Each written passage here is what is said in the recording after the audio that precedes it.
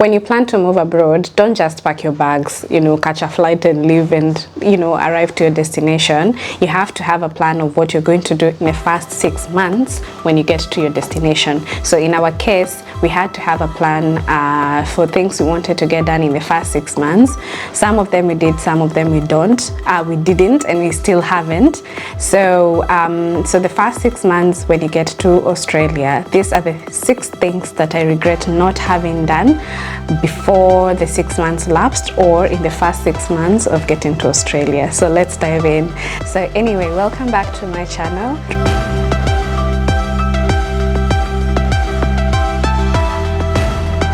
Buying a car sooner. So when we got here, we obviously didn't have a car here in Australia, and we were in regional Queensland. We are still in regional Queensland, whereby the transport system is not as good as, like in the cities. I can't compare the transport system even in Queensland itself to a city like Brisbane. I can't compare the transport system like Sydney. Sydney has a very vibrant, a very active, a very reliable public transport system. So due to that, transport and movement was a bit difficult in the beginning because we ended up buying our first car at 8 months after arriving. Yes, so for 8 months we had just been using the Uber or 13 cabs, which is popular here in Australia, which is very, very expensive. Cars are as cheap as you want anyway, because you have sites like Facebook Marketplace where people sell their cars on Facebook Marketplace. There's a big website, I'll link it down here, that's called carsales.com.au, which is a very big website where you can shop and see the cars and the specs and availability and all that, everything regarding cars. So the cost of, I think, a taxi ride for, let's say, I don't know to use minutes or use kilometers, because they vary because of the time and surges and everything, but I think you can spend, to move around in this small city of ours or small town of ours, to and fro from the shop used to cost us about $11 one way. So that's about $20 plus both ways. You can rely on the buses, but unfortunately in our small town, the buses are scheduled. They come every 30 to 1 hour. So 30 minutes to 1 hour you have to wait, and then you have to walk to your house. So it's not convenient, because again, Australia, there's so much to see, but the places are so far in between. You have to travel and drive and see those places. It's very beautiful. So if you do not have a means of transport, you might miss out on some of these things. Again, when you get here, most of the jobs that you might get will need you to drive to the work, unless you're lucky and you can walk. The first 6 months, get yourself a means of transport. Okay. All right, so in relation to that, the other, and this especially applies to me, is having your driver's license. If you're from Kenya and you're planning, especially from Kenya, because let's say if you're from abroad, and just check on the Department of Transport within the state that you're moving to. Check if you're eligible to continue driving with the license that you have. Most countries are allowed either to transition directly or drive with your local license of where you've come from for about a year, and then you can sit your practical exam, and then you get the local, which is now the Australian driver's license, depending on the state that you're in. So it took me I just recently got it, so about close to 2 years for me to get the license, just because I delayed in the first place, because I delayed and then I had to I delayed from back home. I don't know what I was imagining I was going to do, because I didn't come with a license from Kenya. So I delayed from back home, so I had to start again from scratch, where one, I had to come up with hours where it's just too much. I didn't need to use a logbook, because at a certain age, above a certain age, you don't need to, but I had to have my learner's license for 1 year. Then after that, sit for my practical test, which I passed very, very well within the first try, which I've had some people complain, especially if you've driven abroad and you've had experience of driving overseas, and then you come here and there are just a few bits and pieces where the rules and regulations are just slightly different, and you might fail on technicality, not that you don't know how to drive, but just technical errors. But I learned in the 1 year that I had my learners. I did lessons, which are you pay for those lessons. And honestly, if I had had my license from back home, I think I would have saved a lot of money in terms of doing lessons, and also I would have saved a lot of money because within that 1 year there are times that I didn't have my supervisor with me, who's my husband, to drive around, so I had to use taxis. So it would have saved us a lot of money in terms of taxi as well, despite having bought the car, but I couldn't drive around alone. Rental history and about renting. Let me tell you, that is the scariest thing I think of being so far away from home, because if you do not have a roof over your head, what do? You might end up on the street. Accommodation in the Airbnbs or in motels is expensive. Once you get your let's say visas and you've planned your date on when to travel, make sure you start looking for houses in the places that you're going to stay. So if you know, for example, I'll use an example like Bundaberg. If you know you're coming to Bundaberg, go to sites like domain.com or realestate.com. I'm going to put those websites down here. So click on those places, then go search Bundaberg and put the specifications of what you want, and then start looking for houses. Then you can do virtual inspections. You don't have to be there, and also you can do your online applications. You don't have to go to the agency to write down. They have forms and everything, so everything has gone towards digital.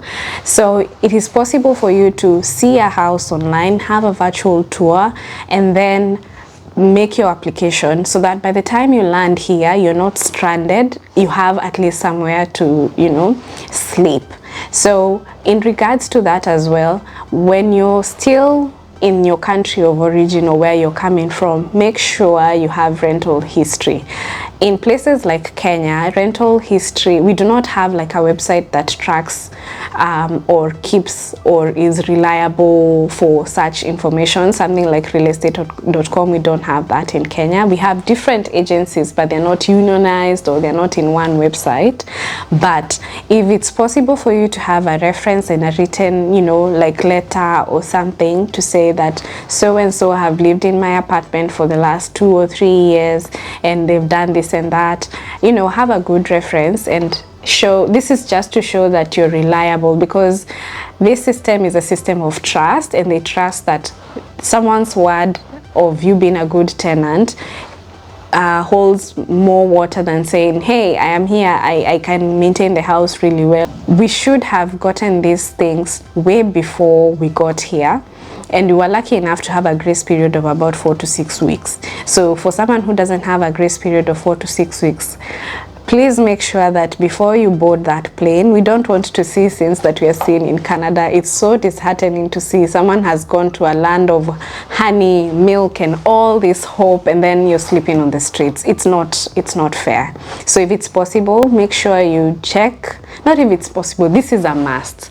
Make sure you go to those websites, realestate.com, domain.com. You can go to Facebook Marketplace. You can go to Flatmates. So make sure you have a form, or you have, somewhere, or have someone host you for that time as you get things sorted. Make sure one way or another, before you get here, you have somewhere to stay. Okay, money stuff. Okay, so you've come here, you've gotten your job, you've started earning some dollars, and all your problems have now started, being lifted. You have a roof over your head, you're driving a good car around. Now you've started having extra coins. You might have $100 put aside every week or every month, whatever. Just have an investment plan, and I wish we did this in the first 6 months. Not to say that the first 6 months are usually very, I would say, challenging, because one, you probably might have borrowed a loan from your bank or from relatives. You're trying to pay back. You're still converting from the dollar to your local currency. You are trying to furnish the house in case you get an unfurnished apartment or a furnished unit. So you're trying to furnish, you're trying to, you know, I don't know how to say it, but you know, you're trying to settle basically, but you'll probably have a $50 somewhere put aside as extra change or something. So I'd say having an investment plan, either back home or having an investment plan here in Australia, is a very, very, very important thing to do, just to start, you know, saving up for a rainy day. Like, for example, saving up for a rainy day, for example, trying to put, you know, to grow wealth basically. So definitely we've done measures, so things like saving for a rainy day, that's something that you need to do, but having that extra cash and not knowing what to do with it, and then having to, you know, like, let's say you want to invest back in Kenya, having to make phone calls. Lucky enough, we had a few things set up before we left, but when we got here, it is not as easy to, you know, it's not as seamless. I wouldn't say it's easy, but it's not seamless. I don't know if I make sense. So in the first 6 months, it would be very, very, very, very wise for you to set up those things, so that, you know, let's say this is just for example, recently there's this thing, what is it called? Infrastructure bonds and infrastructure bonds and treasury bills. Yes, so it's just as recent as a few months, I think, or a month ago, where they opened a system where people in diaspora can do it without having to go to CBK, because the process was just something else, that you have to go to the central bank and, you know, do all those things. And I am aware some commercial banks act as, you know, the middle person, but you pay a fee to them. But again, sending money to the commercial bank is not as seamless. But anyway, that being said, setting up investment plans and investment accounts as soon as you get here, so that when you start getting those extra coins, you're not there living la vida loca. You're there, not to say it is bad, in fact, enjoy your time here, because you have worked, and probably you will be working so hard, so that when weekends come, or when it's time for you to holiday, you need to relax, because my friend, these people will milk you. Most of the jobs that the job that I have done, which is not the only one, not most, the job that I've done here, I've worked in one place, it used to milk me, to be honest. And everyone else who's working here, you work for your money, so you need to enjoy it. So anyway, not to digress, investment. There are options as well to invest locally, so things like they are called I'll put the name somewhere. I don't know why I'm getting, you know, a bit of a brain, whatever. But there are things that you can invest in, ETF funds. Oh my God, I think I should just leave this investment things for, you know what? In fact, in the first 6 months, I think this is the point. In the first 6 months when you get here, make sure you sit down with a financial advisor and a tax accountant. The money that you're going to pay for, the value that you're going to get, totally worth it. I'll leave it at that.